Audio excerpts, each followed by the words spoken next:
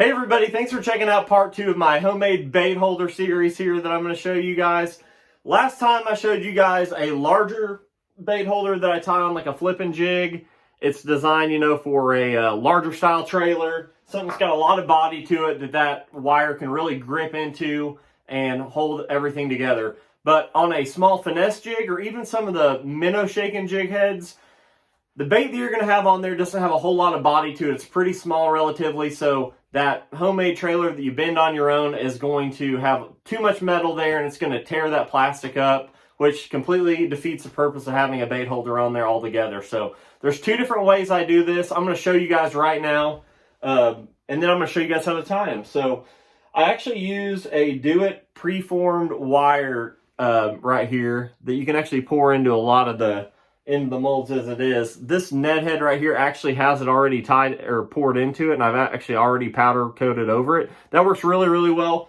There are some Ned heads that I like that actually don't come with one, or it's got a coil keeper that I don't like, so I go ahead and cut it off. That's what I've done with this one. This has nothing on it right now. I'm going to show you guys how to tie that on there and then powder paint over it. For all you minnow shakers out there, a lot of the minnows you throw don't have a lot of body to them, so that bait holder will tear them up. Or if it's got a coil or something that you don't like, you can cut it off there and do this kind of like screw lock that I've got on there. It's actually tight to the hook, so it's just kind of a coil. It doesn't actually eat into the plastic, but those ridges that it forms whenever you powder paint over everything do a really, really good job of holding some of the smaller minnows on there. And even if you super glue it over this, that sucker is not coming off whatsoever. So pretty simple. I'm going to show you guys how to do it here. Like I said, here's a Ned jig that I tied up here out of a Do-It mold that already has the keeper in there. So that's not really necessary, but to kind of give you an idea of the baits I do this on, I want to show you guys that. So I'm going to zoom in here and I'm going to show you how to tie both of those, and hopefully it works for you like it's worked for me. Alright, so I've got everything set up here. I'm going to show you guys how I deal with the finesse jigs and kind of go into depth on how I go about doing it and the different size of wire and everything I use for this. So first one I'm going to show you is just like on this Ned head here. Like I said, I use a Do-It preformed wire here. I'll flash the number up there, but it's already made. It's super small in diameter. It's actually kind of hard to bend one that small with pliers. And like I said, it's super small wire, so it's easier just to get them off the Do-It website. It works really, really well.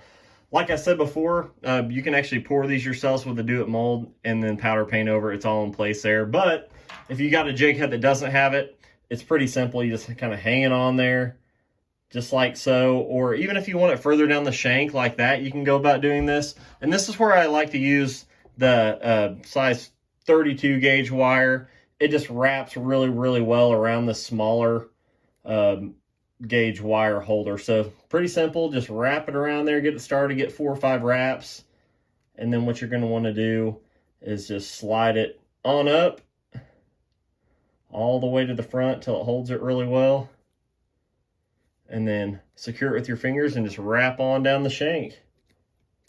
Just the tighter you can wrap it, the better. And then I usually go all the way to the end there. Just take your side cutters, cut it right off like that. Try to push the wire in all the way so it's all streamlined. And then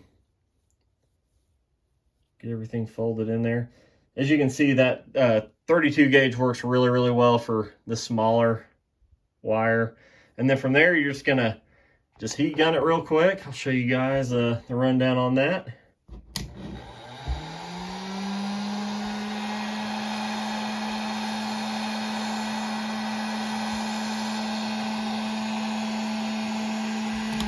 Use red on this one. I think that looks really cool on some smaller baits. So just kind of dip it in there, clean it off, make sure to clean the hook point over.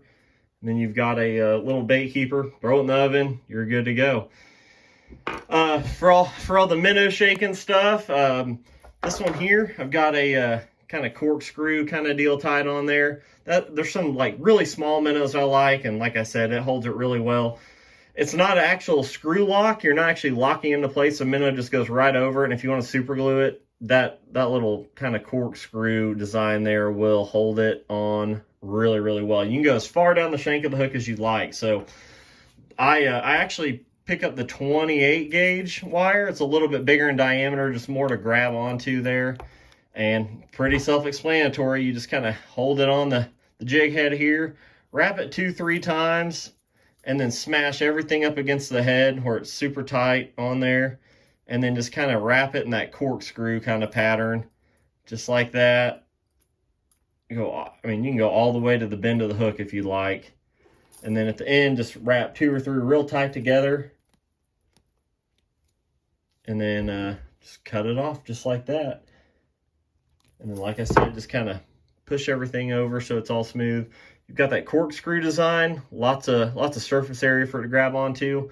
And then I really like to use the red for these minnows, especially the more translucent ones. I think that little flash of red really gives the fish something to key on and might even trigger an extra strike. So I'm going to powder paint this one, and I'll show you guys what it looks like.